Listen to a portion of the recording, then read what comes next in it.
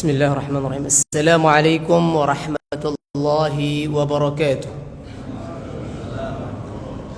Alhamdulillah rabbil alamin, wassalatu wassalamu ala rasulillahil amin Muhammad ibn Abdullah wa ala alihi wa ashabihi wa man tabi'ahum bi ihsanin ila yaumiddin.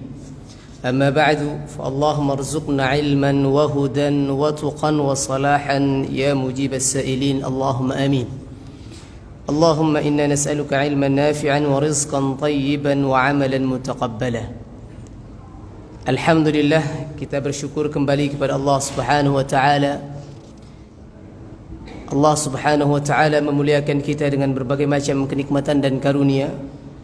Allah Subhanahu wa taala muliakan kita dengan pertemuan sebelumnya dengan bulan Ramadan yang alhamdulillah dapat kita laksanakan dengan baik. Yang saat ini kita selalu berharap kepada Allah Subhanahu wa taala setelah ditinggal dengan Ramadan, kita senantiasa berharap dan berdoa agar senantiasa amalan ibadah dan amalan-amalan saleh atau amalan-amalan ketaatan yang kita lakukan di bulan Ramadan diterima oleh Allah Subhanahu wa taala. Sebagaimana yang dicontohkan oleh para salafun salih, orang-orang saleh yang mendahului kita, para sahabat Nabi, tabi'in dan tabi'in, ketika mereka berpisah dengan Ramadan, senantiasa hati mereka gundah gulana khawatir dan senantiasa berdoa kepada Allah Subhanahu wa taala agar amalan-amalan mereka diterima oleh Allah Subhanahu wa taala. Sampai kemudian sifat ini Allah Subhanahu wa taala abadikan dalam Al-Qur'an, menggambarkan tentang sifat orang-orang saleh, orang-orang yang setelah beramal saleh kemudian mereka takut akan amal-amal saleh mereka ditolak oleh Allah Subhanahu wa taala. Yang Allah kemudian sampaikan dalam surat Al-Mu'minun ayat 60 sampai dengan 61. Walladzina yu'tuna ma atau wa qulubuhum wajilatun annahum ila rabbihim raji'un. Dan orang-orang yang telah menginfakkan, menafkahkan harta mereka dan sedangkan hati mereka diliputi dengan rasa takut, rasa khawatir bahwa mereka juga akan dikembalikan kepada Allah Subhanahu wa taala. Ulaika yusari'una fil khairat. Mereka adalah orang-orang yang senantiasa bersegera dalam melakukan amal-amal kebaikan. Annaha ilaiha wa qulubuhum wajilatun ila rabbihim annahum ila rabbihim raji'un. Ulaika yusari'una fil khairat. Mereka adalah orang-orang yang senantiasa bersegera dalam kebaikan. Sehingga Ibunda Aisyah radhiyallahu anha bertanya kepada Nabi alaihi salatu wasallam, ya Rasulullah, tentang ayat yang berbunyi walladzina yu'tuna ma atau wa qulubuhum wajilatun sampai dengan akhir ayatnya. Ya Rasulullah, apakah ini merupakan sifat orang-orang yang berbuat dosa kepada Allah Subhanahu wa taala, mereka yang mencuri, mereka yang berzina, mereka yang meminum khamr, kemudian mereka takut kepada Allah SWT?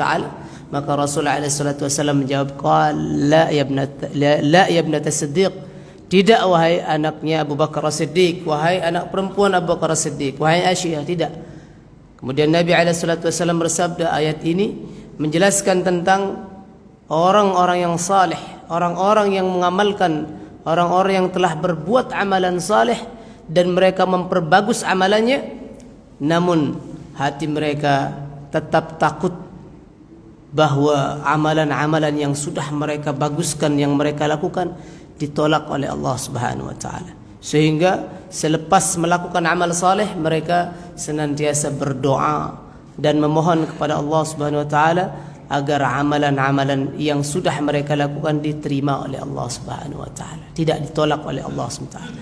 Maka kita yang alhamdulillah telah dimuliakan dengan pertemuan dengan bulan Ramadan dan mampu mengisinya dengan berbagai macam aktivitas ketaatan kepada Allah Subhanahu wa taala. Tepat hari ini di tanggal 12 Syawal, sudah 12 hari Ramadan meninggalkan kita. Kemudian jangan sampai kita terlena dengan apa yang sudah kita usahakan di bulan Ramadan, namun tetap kita mohonkan kepada Allah agar senantiasa diterima amalan-amalan yang sudah kita lakukan, dan kita mohon kepada Allah SWT istiqamah dalam amal tersebut sehingga kita bisa lanjutkan kebaikan-kebaikan yang sudah kita amalkan di bulan Ramadan untuk kita teruskan di 11 bulan yang lainnya sampai kembali nanti bertemu dengan Ramadan lagi. Ikhwatal iman, Bapak dan Ibu jamaah salat subuh yang semoga senantiasa dirahmati Allah Subhanahu wa taala. Kita lanjutkan kajian kita dalam tafsir Ayatul Ahkam yang kita membahas tentang beberapa hukum. Ada 6 hukum yang sudah kita bahas yang terdapat dari dalam surat Al-Baqarah ayat 196 sampai dengan 203 yang berkaitan dengan penyempurnaan pelaksanaan haji dan umrah. Maka pada kesempatan kali ini kita akan melanjutkan tentang hukum yang ketujuh yang berbicara tentang apa saja, bulan apa saja yang masuk ke dalam bulan-bulan haji. Ma hiya ashhurul hajj? Apa saja yang masuk, bulan apa saja yang masuk di dalam menjadi bulan-bulannya haji. Kita ketahui bahwasanya di dalam pelaksanaan ibadah haji ataupun umrah ada ketentuan waktu dan juga ketentuan tempat yang kita sering sebut dengan miqat. Ada miqat makani dan miqat zamani. Miqat makani itu batas ketentuan kita di mana kita memulai ihram kita, batas tempat di mana kita memulai ihram. Sedangkan miqat zamani adalah tentang waktu kita, ketentuan waktu di mana kita melaksanakan ibadah haji ataupun umrah.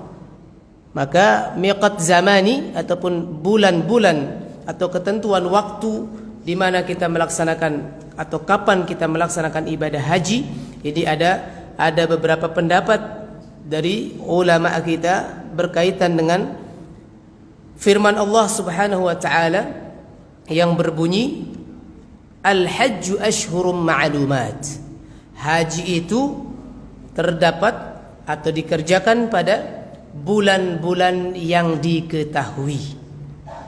Maka apa saja bulan-bulan yang diketahui, maka apa saja bulan-bulan yang diketahui dalam pelaksanaan ibadah haji, maka para ulama kita dari 4 madhab ada beberapa pandangan yang berkaitan dengan hal tersebut. Maka yang pertama madhab Maliki. Madhab Maliki kemudian mereka mengatakan bahwasanya bulan-bulan haji kapan saja boleh dilaksanakan ibadah haji. Maka madhab Maliki mengatakan bulannya adalah 3. Yang pertama adalah Syawal, bulan Syawal, maka sudah masuk di bulan ini, sudah masuk wa Dzulqa'dah wa Dzulhijjah kullah. Jadi bulan Syawal, bulan Dzulqa'dah dan bulan Dzulhijjah seluruhnya dari awal sampai akhir Dzulhijjah. Pendapat ini juga disandarkan dengan pendapatnya atau perkataan dari Ibnu Umar, sahabat Nabi SAW, Ibnu Umar dan juga Ibnu Mas'ud dan juga Atha dan Mujahid, berapa kalangan tabi'in juga. Nah, ini pendapat yang pertama. Pendapat yang pertama daripada madhab Maliki. Ya. Madhab Maliki kemudian berdalil dengan firman Allah Subhanahu wa taala, al-hajju ashhurum ma'lumat. Ketika Allah Subhanahu wa taala mengungkapkan kata ashhur, bulan-bulan, ini ashhur adalah bahasa jamak, ungkapan yang bermakna banyak, bulan-bulan. Ya, kalau bahasa tunggalnya atau bentuk tunggalnya adalah syahrun, bulan. Ashhur adalah bulan-bulan. Maka madhab Maliki mengatakan ashhur adalah bentuk jamak dan sekurang-kurangnya jamak itu adalah 3 bilangannya. Jadi ada dalam bahasa Arab itu ada bentuknya tunggal 1, kemudian ada musanna ada 2, ada jamak. Jamak ini kalau sudah lebih 3 ke atas namanya jamak. Bentuk banyak. Ya, banyak itu paling sedikit 3. Maka kata madhab Maliki paling sedikit jamak itu batasan jamak adalah 3. Maka harus masuk bulan Dzulhijjah seluruhnya agar genap 3 bulan. Syawal, Dzulqa'dah dan Dzulhijjah. Sebagaimana awal daripada bulan Dzulhijjah merupakan hari-hari atau bagian daripada ibadah haji, maka begitupun akhir daripada bulan tersebut masuk kepada bagian daripada hari-hari yang boleh dilakukan ibadah haji. Ini pendapat yang pertama. Pendapat yang kedua ini juga merupakan salah satu pendapat, ya, perkataan yang lain, pendapat kedua daripada madhab Maliki dan juga pendapat dari madhab Syafi'i dan juga Ahmad Hambali. Mereka mengatakan, ini mayoritas ulama mengatakan bahwasanya bulan haji itu adalah Syawal, Dzulqa'dah dan 10 hari dari bulan Dzulhijjah. Jadi Syawal, Dzulqa'dah dan 10 hari daripada bulan Dzulhijjah. Nah, ini ada perbedaan sedikit. Tadi yang pertama madhab Maliki seluruh bulan Dzulhijjah. Kalau madhab jumhur mayoritas ulama mengatakan hanya 10 hari saja dari bulan Dzulhijjah. Ini pun kemudian disandarkan juga dengan perkataan pendapat dari Ibnu Abbas dan juga Imam As-Siddi dan Asy-Sya'bi dan An-Nakhai, juga dengan yang lainnya, ya. Sebagaimana juga firman Allah Subhanahu wa taala sama, dalilnya sama, al-hajju asyhurun ma'lumat. Al-hajju asyhurun ma'lumat. Haji itu adalah pada bulan-bulan yang sudah diketahui. Kemudian mereka juga menyandarkan perkataan tersebut atau pendapat tersebut daripada hadis Nabi SAW. Hadis Nabi SAW yang diriwayatkan oleh Imam Bukhari dari sahabat Ibnu Umar radhiyallahu anhuma, bahwasanya beliau berkata, Ashhurul haji, bulan-bulannya haji adalah Syawal, Dzulqa'dah wa 'ashrun min Dzulhijjah. Jadi bulan-bulannya haji adalah Syawal, Dzulqa'dah dan 10 hari daripada bulan Dzulhijjah. Ini riwayat daripada Imam Bukhari. Nah, ini sandaran atau dalil yang mereka bawakan sehingga mereka mengatakan bahwasanya bulan-bulan haji adalah Syawal, Dzulqa'dah dan hanya 10 hari daripada bulan Dzulhijjah. Kemudian pendapat ini yang perlu digarisbawahi daripada maksud firman Allah Subhanahu wa taala, al-hajju asyhurum ma'lumat. Haji itu terdapat atau dilaksanakan pada bulan-bulan yang telah diketahui. Maka sesungguhnya yang dimaksud daripada bulan-bulan di sini adalah waktu untuk melaksanakan ihram. Waktu untuk melaksanakan ihram untuk berhaji. Bukan maksud daripada ayat ini atau yang dimaksud dengan bulan haji tersebut bukan bahwasanya boleh dilakukan ibadah haji sepanjang bulan tersebut.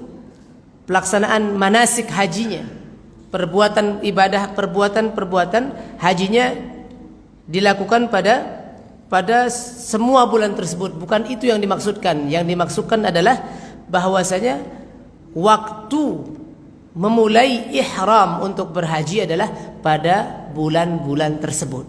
Dimulai daripada bulan Syawal, bulan Dzulqa'dah dan 10 hari daripada bulan Dzulhijjah. Sehingga nanti setiap manasik daripada nusuk daripada haji itu ada waktu tertentu. Sebagaimana nanti wukuf di Arafah itu punya waktu tertentu. Kemudian juga menggunakan pakaian ihram itu ada waktu tertentunya. Kemudian juga melempar jumrah ada waktu tertentunya, menyembelih sembelihannya waktu tertentu, tidak bisa kemudian dilakukan di sepanjang 3 bulan itu, ya. Sehingga sekali lagi yang harus kita fahami sebelumnya, yang dimaksud dengan bulan-bulan haji adalah bukan bulan untuk melaksanakan ibadah hajinya atau semua rangkaian manasik ibadah haji. Tapi yang dimaksudkan di sini adalah bulan-bulan haji tersebut adalah bulan-bulan yang kita bisa melaksanakan ihram untuk berhaji, memulai ihram kita untuk berhaji. Ini sehingga nanti tidak salah kita memaknai atau memahami ayat tersebut, sehingga nanti kita mengatakan bahwa boleh kalau gitu biar menghindarkan daripada berdesakan berjubel-jubel orang, berarti nanti jamaah Indonesia bulan Syawal aja hajinya. Jadi setelah bulan Syawal udah beres, pulang, kemudian nanti bulan berikutnya baru negara lain dan lain sebagainya. Ya, tidak begitu. Jadi tidak itu yang dimaksudkan dari ayat itu, tapi yang dimaksudkan bulan-bulan yang diketahui ini adalah bulan-bulan tersebut boleh orang waktu pelaksanaan ihram untuk berhaji, bukan waktu pelaksanaan seluruh rangkaian manasik ibadah haji yang dilakukan pada waktu tersebut. Wallahu taala alam. Nah, ini semuanya kemudian ada dua pendapat yang mengkerucut ya. Meskipun nanti ada di sini pendapat madhab Abu Hanifah. Hanafi mengatakan sampai 10, kalau mazhab Syafi'i mungkin sampai 9 Dzulhijjah. Karena kalau sudah masuk waktu 10 Dzulhijjah sudah tidak lagi bisa kemudian memulai menggunakan ihram karena di situ batas waktunya. Tapi secara umum pendapat ini hanya dibagi bisa menjadi dua pendapat saja tadi. Yang pertama bilang bahwa bulan haji itu Syawal, Dzulqa'dah dan juga Dzulhijjah, seluruh bulan Dzulhijjah semuanya yang dibawakan pendapat tersebut oleh Imam Malik, madhab Maliki. Kemudian madhab mayoritas ulama mengatakan Syawal, Dzulqa'dah dan hanya 10 hari di bulan Dzulhijjah saja. Kemudian pendapat ini dikomentari oleh Imam Asy-Syaukani, pengarang atau penulis tafsir Fathul Qadir ya. Beliau kemudian mengatakan faidah daripada perbedaan ini adalah bagaimana kemudian amalan-amalan ibadah haji itu ada batas waktu dan ketentuannya. Sehingga kalau nanti orang yang mengatakan bahwa bulan haji itu sampai dengan Dzulhijjah semuanya, maka dia meskipun setelah sudah waktu pelaksanaan penyembelihan hewan di tanggal 10 masih bisa mengejar ketertinggalan daripada ibadah hajinya. Tapi bagi yang mengatakan tidak hanya 10 hari terakhir saja dari bulan Dzulhijjah, maka nanti kalau dia terlambat dalam melaksanakan beberapa hal, maka dia harus mendapatkan dam ataupun denda. Ini kemudian yang menjadi perbincangan atau perbedaan daripada para ulama kita mengenai bulan-bulan haji. Ada dua pendapat yang mengkerucut tadi. Yang pertama ada yang mengatakan bahwa bulan haji itu adalah Syawal, Dzulqa'dah dan seluruh bulan Dzulhijjah. Yang kedua, mayoritas ulama mengatakan bulan haji itu adalah hanya Syawal, Dzulqa'dah dan 10 hari daripada bulan Dzulhijjah. Ini dua pendapat ini, yang mana keduanya sama-sama berlandaskan dengan dalil Al-Quran dan juga beberapa pendapat daripada para sahabat Nabi SAW dan juga para tabi'in dan tabi'in. Wallahu ta'ala ala wa alam bisawab. Ini yang pertama. Kemudian yang kedua hukum yang selanjutnya, yang kedua pada pertemuan ini, yang hukum yang ke-8 dalam bab ini, permasalahan tentang apakah boleh berihram dengan haji sebelum masuk bulan haji. Apakah boleh melakukan ihram dengan haji sebelum masuk bulan haji? Ini pembahasan kita di hukum yang selanjutnya. Bolehkah kita berihram dengan haji sebelum masuk bulan haji yang 3 tadi? Maka para ulama fikih juga terkait dengan orang yang berihram dengan haji sebelum masuk bulan haji, sah atau tidak ihramnya, masuk kepada kategori ihram untuk berhaji atau batal ihram tersebut kemudian menjadi ihram sunnah, ihram umrah, apakah boleh atau tidak, sah atau tidak? Maka ini juga berbeda para ulama kita menyikapi perkataan atau pendapat ini. Ada 3 atau 4 ya, ada 4 pendapat yang berkaitan dengan hal tersebut. Yang pertama, ini diriwayatkan daripada Ibnu Abbas radhiyallahu anhuma, beliau mengatakan bahwasanya minas sunnati al-hajju, min sunnatil haji an yuhrim bihi fi ashhuril hajj. Ini pendapatnya Ibnu Abbas radhiyallahu anhu. Termasuk daripada sunnah berhaji itu adalah orang berihram dengan haji di bulan-bulan haji. Berihram di bulan-bulan haji, sebagaimana nanti perkataan atau riwayat daripada Ibnu Abbas yang diriwayatkan dari oleh Imam Bukhari. Beliau mengatakan minas sunnah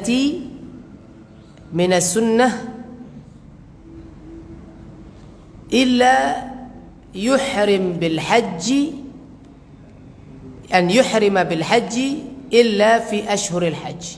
Ya. Tidak bagian daripada sunnah, ya, bagian daripada sunnah seseorang ketika dia berihram di bulan haji saja. Ya. Jika dia tidak melakukan sunnah berihram atau dia tidak mendapatkan sunnah daripada ihram berhaji kecuali dia berihram pada bulan-bulan haji. Dan bulan-bulan haji riwayat daripada Ibnu Umar tadi, bulan-bulan haji adalah Syawal, Dzulqa'dah wa Dzulhijjah. Ada dua pendapat tadi, kita kembali ke dua pendapat, ada yang bulan Dzulhijjah semuanya atau ada yang hanya mengatakan 10 hari daripada bulan Dzulhijjah. Maka pendapat yang pertama ini mengatakan bahwasanya berihram dengan haji hanya boleh dilakukan di 3 bulan itu saja. Dari Syawal, Dzulqa'dah dan Dzulhijjah. Baik ada pendapat tadi seluruh bulan Dzulhijjah atau sebagian, yaitu 10 hari daripada bulan tersebut. Ini yang pertama. Kemudian mazhab Syafi'i, pendapat yang kedua mengatakan bahwasanya orang yang berihram dengan haji sebelum masuk bulan haji maka tidak sah ihramnya, kemudian langsung otomatis menjadi ihram untuk umrah. Beliau mengkiaskan pendapat ini, beliau kemudian berdalil dengan dalil qiyas. Kalau ada orang yang salat, belum masuk waktu salat, bapak sekarang atau ibu sekarang salat subuh, tapi belum masuk waktu subuh, sah atau tidak salatnya? Tidak. Salatnya subuhnya tidak sah, kemudian langsung hukumnya berganti dia menjadi salat sunnah. Tidak sah salat subuhnya. Kenapa? Karena belum masuk waktu salat. Begitu juga dengan ihram untuk berhaji.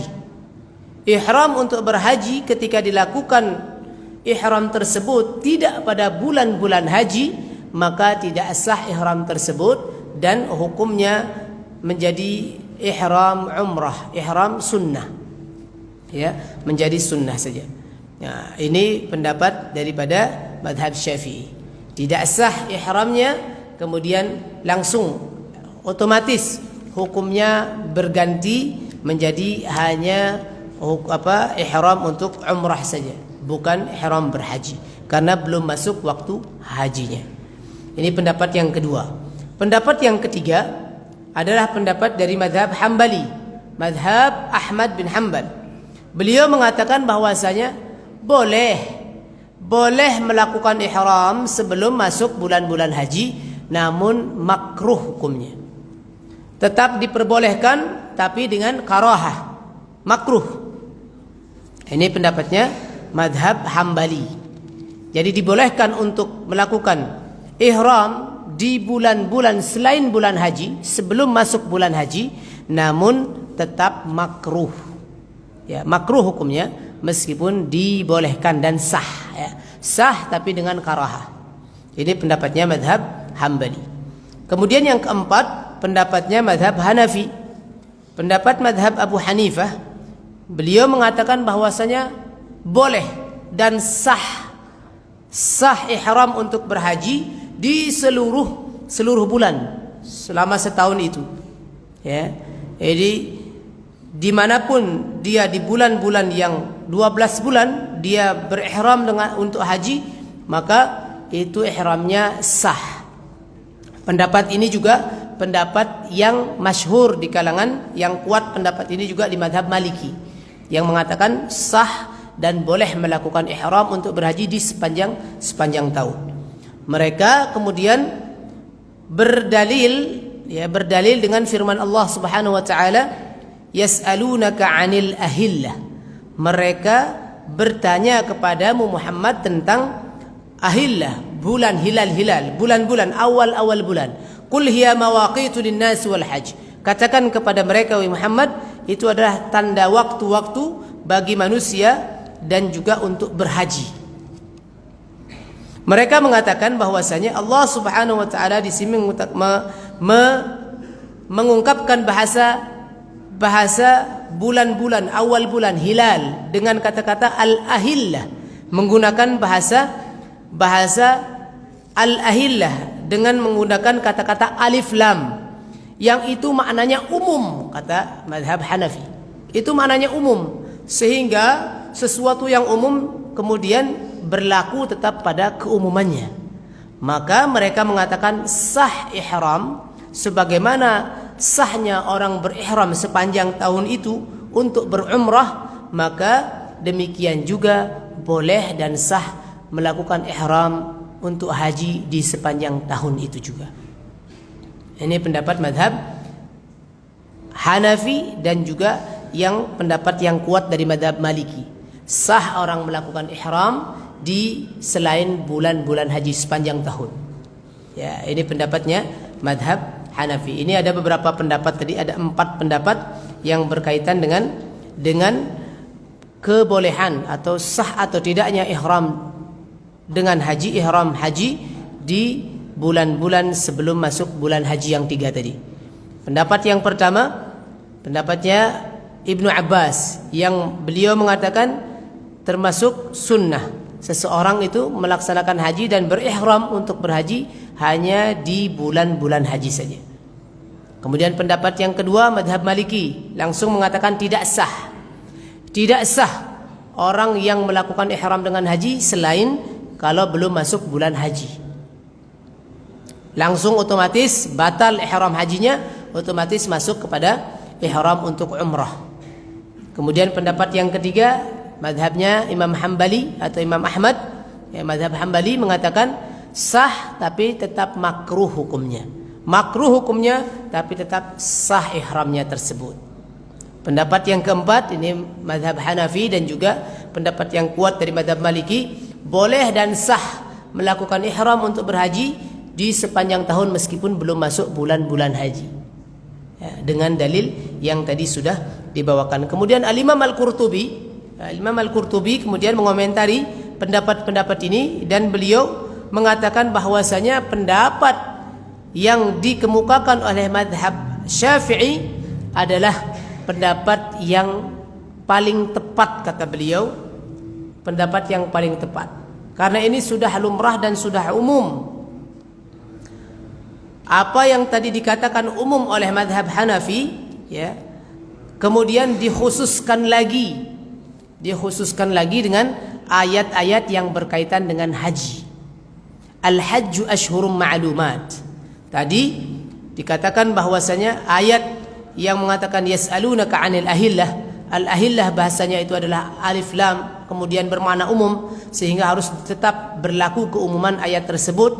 Maka boleh mawaqitu linnas wal haji, boleh menjadi waktu-waktu berhaji. Itu dijawab oleh Imam Al-Qurtubi dengan mengatakan keumuman daripada ayat tersebut sudah dikhususkan dengan ayat al-hajju ashhurum ma'lumat. Haji itu hanya pada bulan-bulan tertentu saja, waktunya di bulan-bulan tertentu, sehingga kita harus melaksanakan yang khusus, ya.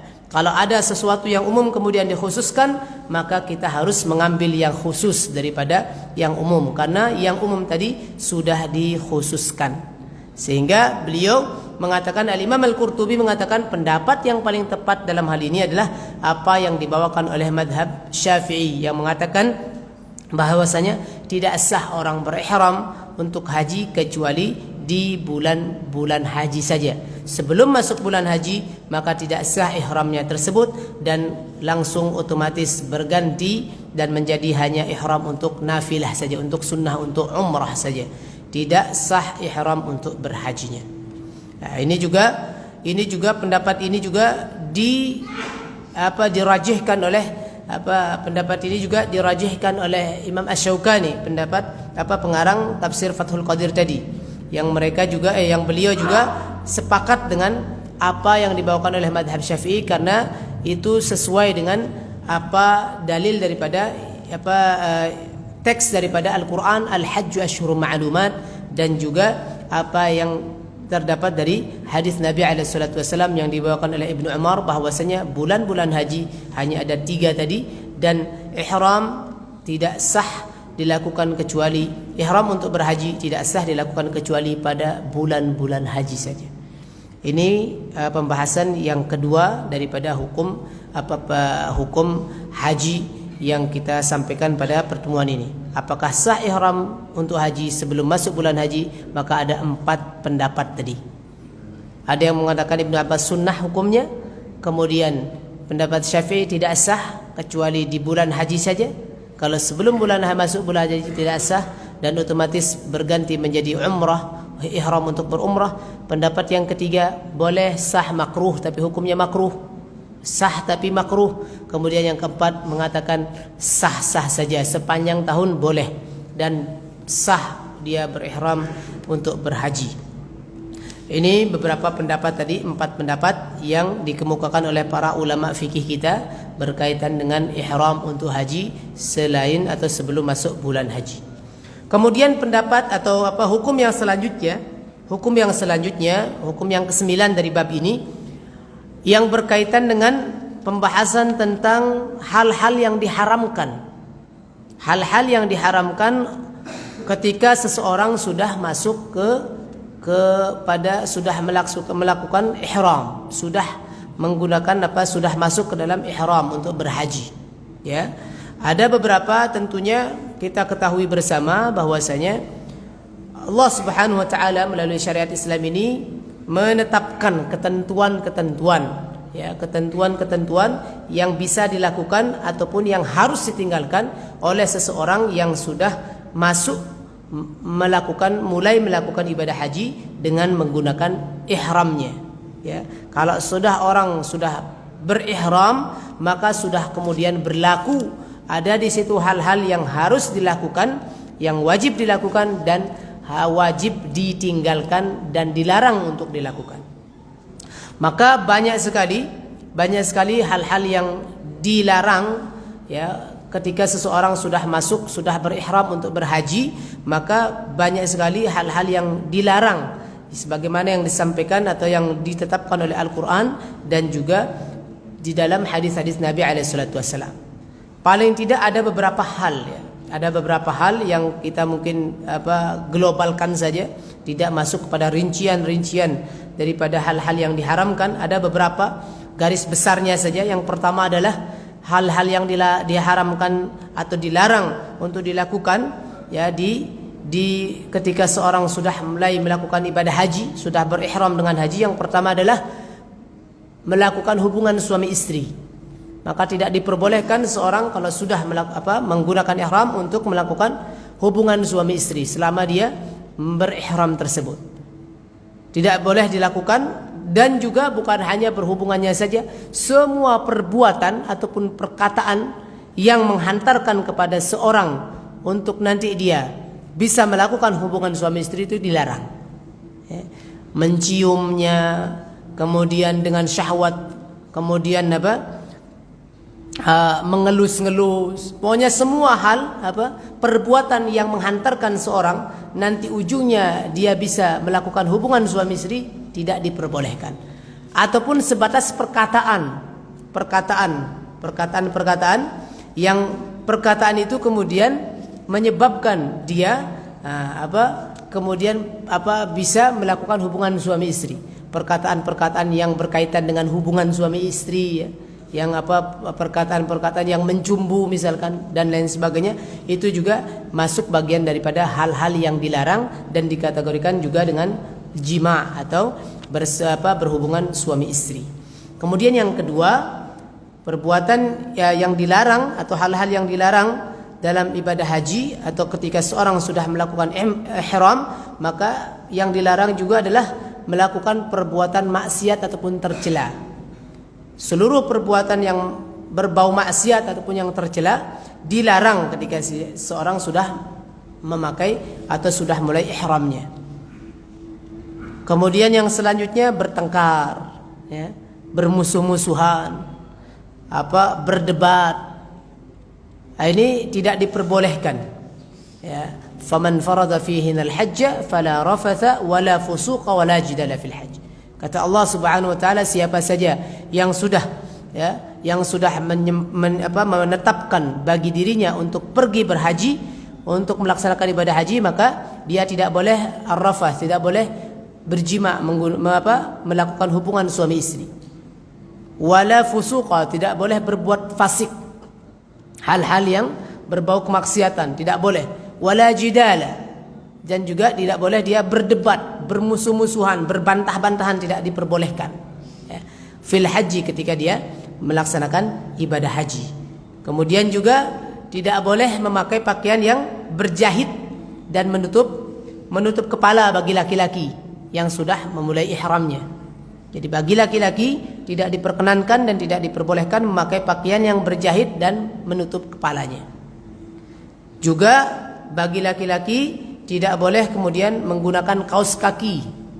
Ketika sudah berihram tidak boleh menggunakan kaos kaki dan juga sepatu panjang. Sepatu yang panjang ke atas yang menutupi mata kakinya. Tidak diperbolehkan. Juga kemudian tidak diperbolehkan juga seseorang perempuan terutama memakai cadar menutup mukanya. Ya, perempuan tidak boleh menutup muka atau memakai cadar ketika berhaji, dan juga tidak boleh mengurai rambutnya. Tidak boleh mengurai rambutnya. Ini khusus bagi perempuan. Kemudian juga waktu dia sudah ihram, dia tidak diperbolehkan juga, dilarang untuk menikahkan menjadi wali ataupun melamar, tidak diperbolehkan. Ya, sebagaimana hadis Nabi SAW ketika seorang sudah berhaji, maka kata Nabi, la yankihul muhrim wala yunkih wala yakhtub. Seorang yang sudah berihram dia tidak boleh menikah dan tidak boleh menikahkan menjadi wali nikah, dan juga tidak boleh melamar atau mengkhitbah. Ya, ini hal-hal yang dilarang. Juga termasuk mencukur ataupun mencabut bulu rambutnya, ya, ataupun mencukur atau mencabut bulu rambut tidak diperbolehkan. Ya. Kemudian juga memakai wangi-wangian, baik wangi-wangian di pakaiannya atau parfum di badannya. Wangi-wangian baik di pakaian ataupun badan. Ini juga termasuk hal-hal yang dilarang ketika seorang sudah berihram. Juga dilarang seseorang memakan daging dari hasil berburu. Makan daging daripada hasil berburu. Ya. Kalau hewannya, dagingnya bukan hasil daripada berburu, dibolehkan. Kalau dagingnya hasil daripada berburu, maka tidak diperbolehkan. Begitu juga tidak diperbolehkan untuk membunuh hewan. Ya. Membunuh hewan pada saat dia berihram tidak diperbolehkan, sampai membunuh serangga pun, kecuali itu membahayakan dia, tidak diperbolehkan. Maka ada hadis kemudian yang mengatakan tidak diperbolehkan membunuh serangga sekalipun ketika seorang sudah melakukan ihramnya, kecuali binatang tersebut membahayakannya, ya, dalam keadaan bahaya. Ya, ini beberapa hal-hal yang dilarang. Meskipun nanti ada beberapa rincian-rincian yang masuk ke dalam larangan-larangan tersebut. Ini kira-kira garis besar daripada larangan-larangan seorang yang sudah melakukan ihram, ya, sudah mulai masuk kepada ihram. Hal-hal tersebut dilarang untuk dilakukan. Hadis Nabi SAW juga menegaskan tentang larangan tersebut, tentang apa yang tadi disampaikan dari firman Allah Subhanahu wa taala tentang tidak diperbolehkannya untuk melakukan hubungan suami istri fasik, dan juga berbuat fasik, dan juga berbuat berbantah-bantahan dan berdebat. Hadis daripada Abi Hurairah radhiyallahu anhu, riwayatnya Imam Bukhari, man hajja falam yarfuth walam yafsuq raja'a min dhunubihi kayaumin waladathu ummuh. Ini fadilah yang diberikan oleh Allah Subhanahu wa taala kepada orang-orang yang melaksanakan ibadah haji dengan baik. Orang-orang yang melaksanakan ibadah haji kemudian waktu dia melaksanakan ibadah haji tidak pernah fala lam yarfus, dia tidak berhubungan suami istri ataupun tidak berkata kotor dan segala bentuk yang perbuatan ataupun ucapan yang menghantarkan kepada hal tersebut. Walam yafsuk, dia juga tidak berbuat fasik. Raja'a min dzunubihi ka yaumin waladatuhu ummuh, dia pulang setelah melaksanakan ibadah haji dengan digugurkan dosa-dosanya persis seperti dia baru dilahirkan daripada perut ibunya. Ini fadilah orang yang berhaji, Masya Allah. Orang yang berhaji melakukan hajinya dengan baik, maka dosa-dosanya digugurkan, diampuni oleh Allah SWT, dibersihkan daripada dosa-dosa tersebut, sampai diibaratkan oleh Nabi SAW, dia pulang daripada hajinya persis gugur seluruh dosanya, habis seluruh, rontok seluruh dosanya, persis seperti bayi yang baru dilahirkan daripada perut ibunya, tanpa dosa lagi. Kalau di waktu dia berhaji tidak melakukan rafath, perbuatan yang keji ataupun perkataan yang keji, dan dia tidak berbuat fasik di situ, maka Allah Subhanahu wa taala akan mengampuni dosa-dosanya. Apalagi ada hadis yang lain juga yang masyhur sekali, yang sering kita dengar, al-hajjul mabrur laisa lahul jazaa illa al-jannah. Ketika seorang sudah mendapatkan haji yang mabrur, maka dipastikan oleh Allah Subhanahu wa taala untuk menempati surga Allah Subhanahu wa taala di akhirat Allah Subhanahu wa taala. Balasan haji yang mabrur tidak lain, kata Rasulullah SAW, adalah surganya Allah Subhanahu wa taala. Dan juga banyak sekali nanti yang berkaitan dengan larangan-larangan ibadah, orang sudah melakukan ihram untuk haji, melakukan ihram, ini banyak sekali nanti bisa kita baca pada buku-buku yang berkaitan atau kitab-kitab fikih ataupun hadis-hadis Nabi SAW yang menjelaskan tentang hal tersebut, termasuk memotong kuku juga tidak diperbolehkan juga ketika seorang sudah melakukan ihram, dan banyak hal lagi yang lainnya. Ini kira-kira yang hukum yang selanjutnya, yang terakhir daripada bab ini, ya. Hukum yang terakhir adalah apa hukumnya wukuf di Arafah? Apa hukum wukuf di Arafah dan kapan mulai waktunya? Ini hukum yang terakhir dari bab ini.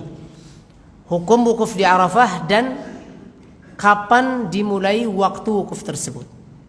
Para ulama kemudian bersepakat.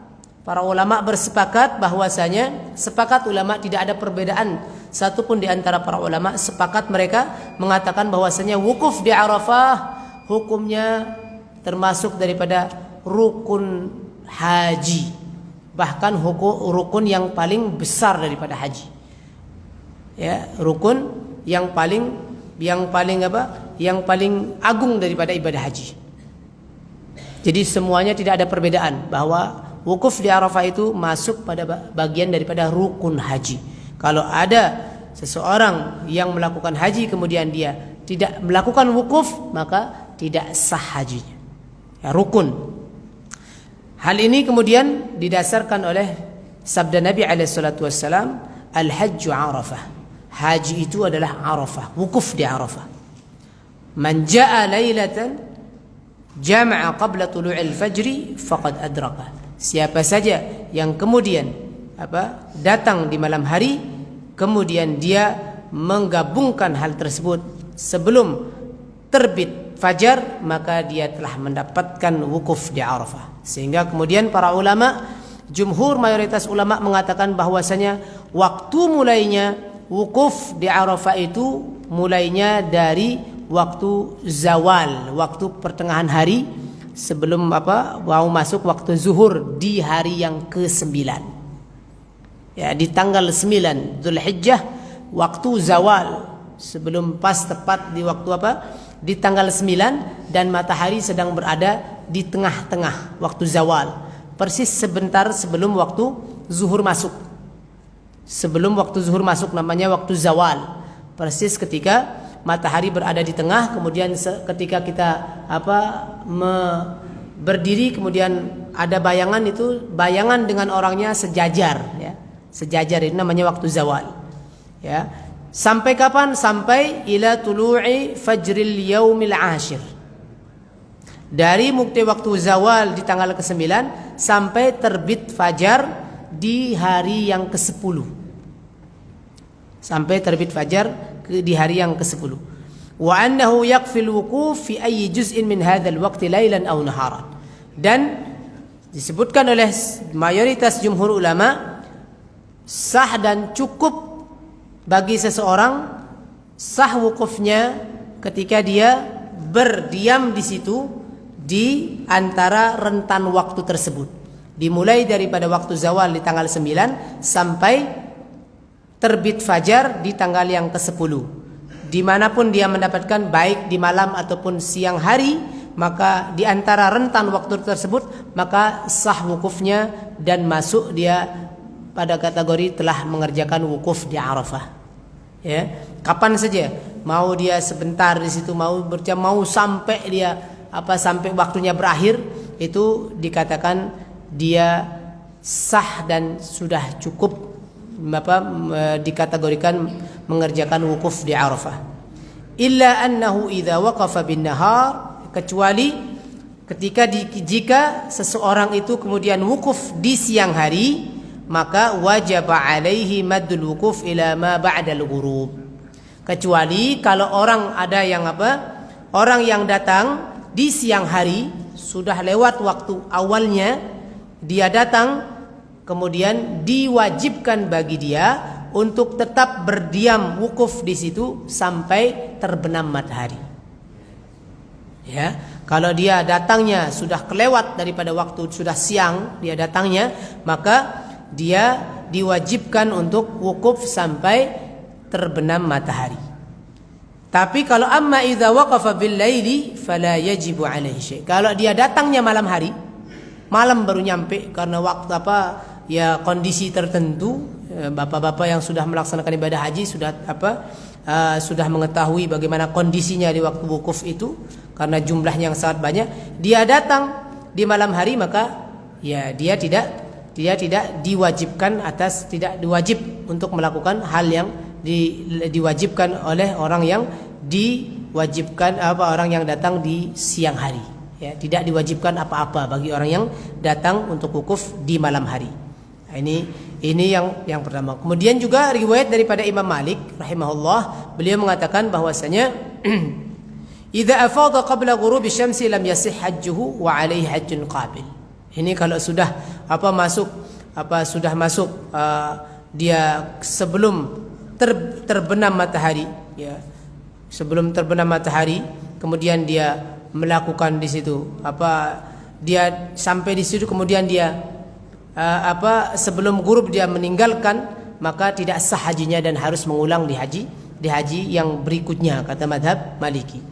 Namun jumhur kemudian mengatakan bahwasanya tidak, bagi orang yang demikian bagi yang demikian berbeda pendapat jumhur, apakah dia harus mengulang hajinya atau tidak.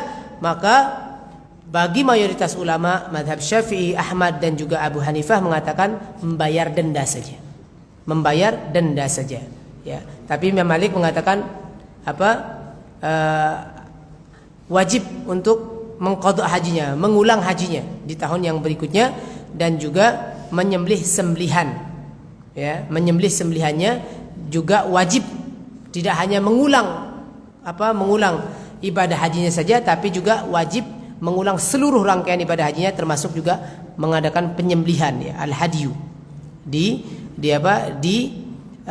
haji yang berikutnya, karena dia telah karena sama dengan orang yang dia ketinggalan daripada atau tidak mendapatkan ibadah haji. Ini menurut madhab Maliki. Jadi madhab jumhur mengatakan tidak apa-apa, hanya membayar dam saja atau denda saja. Wallahu ta'ala a'la wa alam bisawab. Ini kira-kira yang bisa kita sampaikan, dan hukum yang terakhir yang bisa kita bahas pada pertemuan ini atau pembahasan tentang penyempurnaan ibadah haji dan umrah yang terdapat daripada surat Al-Baqarah dari ayat 196 sampai 203. Ada 3 hukum tadi atau beberapa hukum yang tadi kita sama-sama sampaikan, yang sudah dikomentari oleh beberapa pendapat para ulama kita. terkait dengan bulan haji, juga terkait dengan sah atau tidaknya orang yang berihram sebelum masuk bulan haji, atau yang berkaitan dengan larangan-larangan seseorang yang sudah melakukan ihram, kemudian juga hukum wukuf di Arafah dan juga kapan mulai wukufnya. Ya, ini sudah disampaikan tadi. Hukumnya adalah wukuf di Arafah, hukumnya rukun, termasuk daripada rukun ibadah haji, dan jika seorang meninggalkannya maka tidak sah hajinya, harus mengulang nanti di tahun berikutnya. Waktunya dimulai daripada zawal, waktu zawal di tanggal yang ke-9 sampai terbit matahari di tanggal yang ke-10. Kapan saja di antara rentan waktu itu orang yang berhaji wukuf di Arafah, maka dinyatakan sah wukufnya dan dinyatakan dia telah wukuf di Arafah. Kemudian kalau orang yang melakukan wukuf datang pada siang hari, maka diwajibkan bagi dia untuk menunggu sampai terbenam matahari. Tapi kalau bagi orang yang datang di malam hari, maka dia tidak ada kewajiban apa-apa baginya. Wallahu taala a'la wa a'lam bishawab. Ini kira-kira hal yang bisa disampaikan, mudah-mudahan bisa bermanfaat bagi kita sebagai pengingat saja dan tambahan ilmu yang mudah-mudahan nanti bisa menyempurnakan daripada amalan ataupun ibadah haji yang nanti kita lakukan. Allahumma amin ya rabbal alamin. Ada pertanyaan dari bapak-bapak dan ibu-ibu seputar dengan apa yang tadi sudah dibahas, dari hal apa yang pertama tadi berkaitan dengan bulan haji, kemudian ihram, hal-hal yang dilarang dalam ihram, atau apakah sah orang yang berihram sebelum masuk bulan haji, dan bagian daripada wukuf di Arafah, apa hukum dan kapan mulainya. Ada pertanyaan, silakan, atau ada hal yang kurang jelas tadi yang disampaikan, atau alhamdulillah sudah jelas karena sudah diam semuanya. Sudah jelas atau tidak mengerti, ada dua kemungkinan ini. Mudah-mudahan mengerti semuanya, insyaallah bisa dipahami. Kalaupun tidak bisa dipahami, nanti kita bahas lagi dan ditanyakan lagi, insyaallah. Jazakumullahu khairan wa barakallahu fikum. Demikian yang bisa kita sampaikan pada pertemuan ini. Insyaallah nanti pada pertemuan berikutnya kita akan lanjutkan yang pembahasannya masih di surat Al-Baqarah. Pindah kita ke ayat yang ke-216 sampai 218. Ini nanti berkaitan dengan perang ini. Perang di bulan-bulan yang diharamkan oleh Allah SWT, yang disucikan, ya. Al-qitalu fil ashhuril hurum. Berperang di bulan-bulan yang disucikan, ashhurul hurum, bulan-bulan haram. Boleh tidak atau apa saja yang berkaitan dengan hal tersebut, insyaallah nanti kita akan bahas pada pertemuan berikutnya, hal-hal yang berkaitan dengan atau hukum-hukum fikih yang berkaitan dengan ayat surat Al-Baqarah ayat 216 sampai 218. Ini ada beberapa hukum nanti yang terdapat daripada ayat-ayat tersebut yang insyaallah nanti kita bisa diskusikan dan bisa kita sama-sama kaji pada pertemuan berikutnya. Mudah-mudahan Allah Subhanahu wa taala senantiasa memberikan kesehatan kepada kita semuanya. Allah Subhanahu wa taala berikan kita keberkahan umur dan usia kita dan waktu kita, sehingga kita diberikan taufik oleh Allah SWT untuk bisa melaksanakan ketaatan demi ketaatan dalam waktu-waktu yang kita lalui, dan kita mohon kepada Allah SWT mudah-mudahan Allah memberikan kita istiqamah dalam taat sampai ajal menjemput kita. Allahumma amin, amin ya rabbal alamin. Kita tutup dengan doa kafaratul majlis. Subhanakallahumma wa bihamdika asyhadu an la ilaha illa anta astaghfiruka wa atubu ilaik. Syukran lakum. Assalamu alaikum warahmatullahi wabarakatuh.